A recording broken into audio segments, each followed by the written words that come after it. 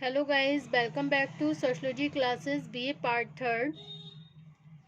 Today our topic is theory of social solidarity. सामाजिक एकता का सिद्धांत. Okay, the video will start on this topic, theory of social solidarity. Okay,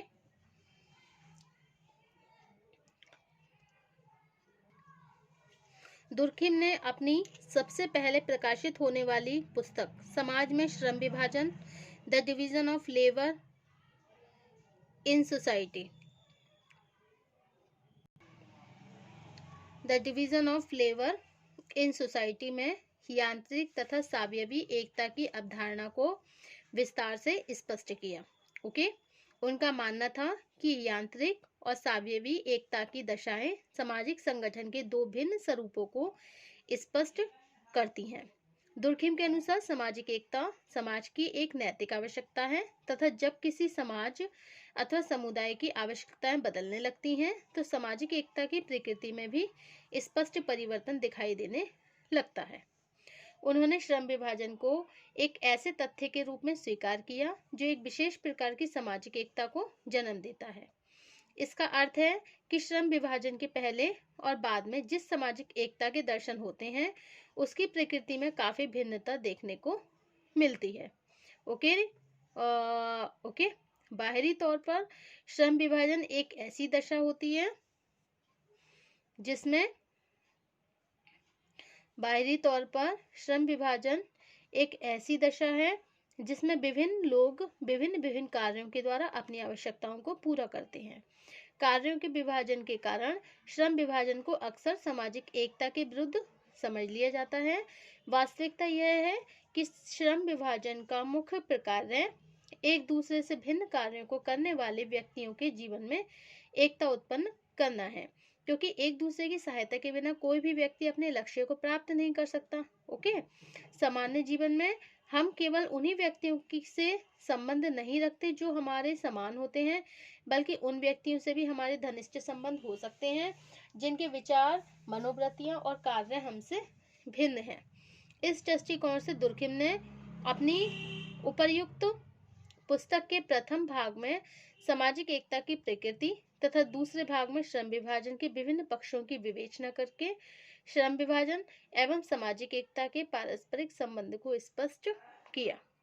okay, अतः आवश्यक है कि Durkheim के द्वारा प्रस्तुत सामाजिक एकता के सिद्धांत को समझने के लिए सामाजिक एकता की अवधारणा के साथ यांत्रिक एकता एवं सावयवी एकता की प्रकृति को स्पष्ट किया जाए. ओके,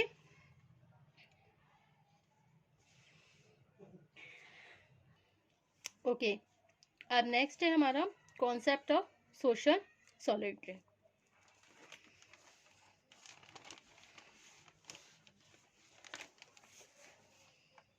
सामाजिक एकता की अवधारणा. Okay, concept of social solidarity. सभी विद्वान किसी न किसी रूप में सामाजिक एकता को सामाजिक जीवन की एक अनिवार्य विशेषता के रूप में स्वीकार करते हैं, लेकिन दुर्खिम ने एक व्यवस्थित और तार्किक आधार पर सामाजिक एकता को एक ऐसे आधार के रूप में स्वीकार किया जिसकी प्रकृति के अनुसार ही विभिन्न समाजों की प्रकृति को समझा जा सकता है.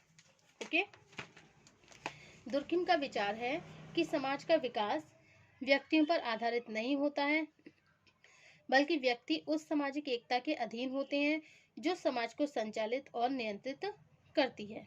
इसका तात्पर्य है कि समाज का वास्तविक अस्तित्व उस सामूहिक चेतना में होता है जिसके आधार पर समाज में एक विशेष प्रकार की एकता विकसित होती है. एकता समाज की एक नैतिक आवश्यकता है. जैसे जैसे सामाजिक जीवन की आवश्यकताओं में परिवर्तन होता है, सामाजिक एकता की प्रकृति में भी परिवर्तन होने लगता है. इस प्रकार सामाजिक एकता एक परिवर्तनशील दशा है. विभिन्न समाजों में होने वाले परिवर्तनों को ध्यान में रखते हुए दुर्खिम ने बताया है कि सामाजिक एकता में होने वाला परिवर्तन यांत्रिक एकता मैकेनिकल सॉलिडरिटी से सावयवी एकता ऑर्गेनिक सॉलिडरिटी की ओर होता है. यह सामाजिक एकता लोगों की सामूहिक चेतना से संबंधित होता है सामूहिक चेतना के अर्थ को स्पष्ट करते हुए उन्होंने लिखा है कि सामूहिक चेतना एक ऐसा तथ्य है जो किसी समाज में लोगों की सांस्कृतिक, नैतिक और बौद्धिक समानताओं से उत्पन्न होती है। यह सच है कि सामूहिक चेतना का माध्यम व्यक्ति है, लेकिन सामूहिक चेतना की प्रकृति व्यक्तिगत चेतना से भिन्न होती है।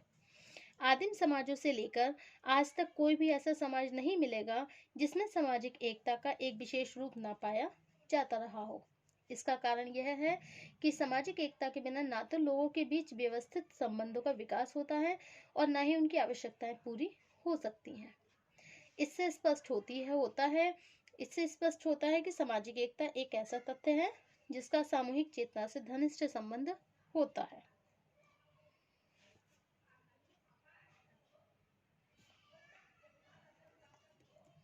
दुर्खिम ने आदिम समाजों का उदाहरण देते हुए बताया है कि इन समाजों में व्यक्तियों में बहुत अधिक समानताएं होने के कारण उनमें सामूहिक चेतना बहुत विकसित रूप में देखने को मिलती है। इसका तात्पर्य है कि समाज में विभिन्न व्यक्तियों और समूहों के बीच समानताएं जितनी बढ़ती हैं, सामूहिक चेतना का रूप भी उतना ही स्पष्ट और शक्तिशाली होता जाता है। आदिम समाजों में समुदाय की एकता सामुदायिकता की भावना पर ही आधारित होती है। इस प्रकार साधारण शब्दों में सामुदायिकता की भावना को सामूहिक चेतना का दूसरा रूप कहा जा सकता है। दुर्खिम ने विचार किया है कि सामाजिक एकता को बनाए रखने के लिए समाज में नियंत्रण की जिस व्यवस्था को लागू किया जाता है उसे भी सामूहिक चेतना से पृथक करके नहीं समझा जा सकता।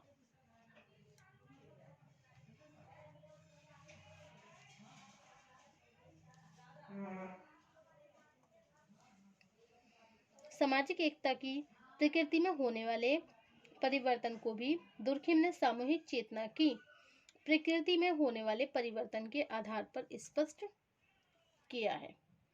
ओके, उन्होंने उदाहरण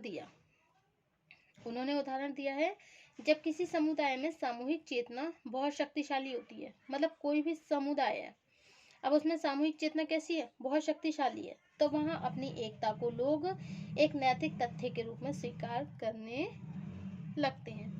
मतलब एक नैतिक तथ्य के रूप में वहां पर स्वीकार करने लगते हैं किसे, अपनी एकता को।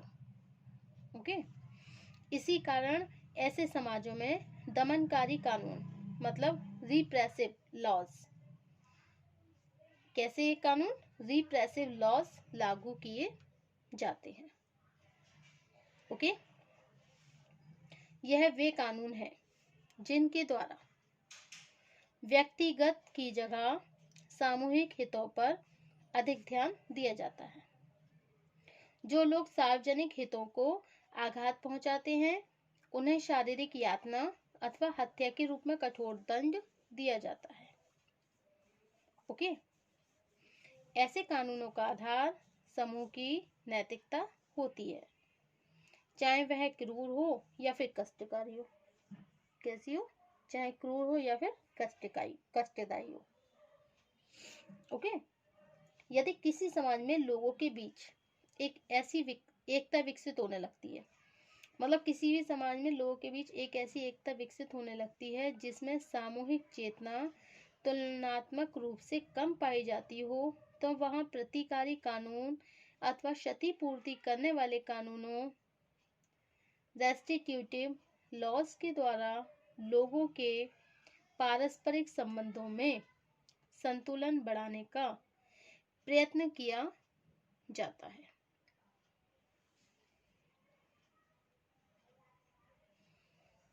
यह कानून सुपरिभाषित होते हैं तथा प्रशासन और न्यायालयों के द्वारा इन्हें प्रभावपूर्ण बनाया जाता है। दुर्खिम के अनुसार,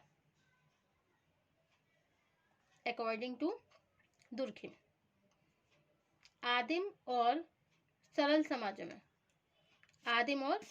समाजों में जब श्रम विभाजन का बहुत सरल रूप विद्यमान था, जब श्रम समाजों का बहुत ही सरल रूप विद्यमान था, तब उसकी सामूहिक चेतना बहुत विकसित थी। तब उसकी सामूहिक चेतना कैसी थी? बहुत ज्यादा विकसित थी। इसी कारण इन समाजों में दमनकारी कानूनों पर आधारित सामाजिक एकता की प्रधानता थी। इसी कारण इन समाजों में दमनकारी कानूनों पर आधारित सामाजिक एकता की प्रधानता थी। इसके बाद जैसे जैसे श्रम विभाजन का रूप, मतलब जैसे जैसे श्रम विभाजन का रूप जटिल और व्यापक होता गया, मतलब जैसे जैसे श्रम विभाजन का रूप कैसा होता गया? जटिल और व्यापक होता गया। सामूहिक चेतना कमजोर पड़ जाने के कारण, सामूहिक चेतना कमजोर पड़ जाने के कारण प्रतिकारी कानूनों पर आधारित सामाजिक एकता में वृद्धि होने लगी। सामूहिक चेतना कमजोर पड़ने लगी, और जब वो कमजोर पड़ने लगी तो उसकी मतलब कमजोर पड़ने के कारण जो प्रतिकारी कानून थे उन पर आधारित जो सामाजिक एकता थी, तो सामाजिक एकता में क्या होने लगा? वृद्धि होने लगी। क्या होने लगा? वृद्धि होने लगी। ओके। इसी प्रकार सामाजिक एकता को श्रम विभाजन, सामूहिक चेतना की प्रकृति तथा नियंत्रण की व्यवस्था से पृथक करके नहीं समझा जा सकता। Okay, so this is the theory of the social solidarity and the concept of the social solidarity. Okay, and the next topic होगा हमारा मैकेनिकल सॉलिडरिटी, यांत्रिक एकता। Okay, thank you for watching my YouTube channel.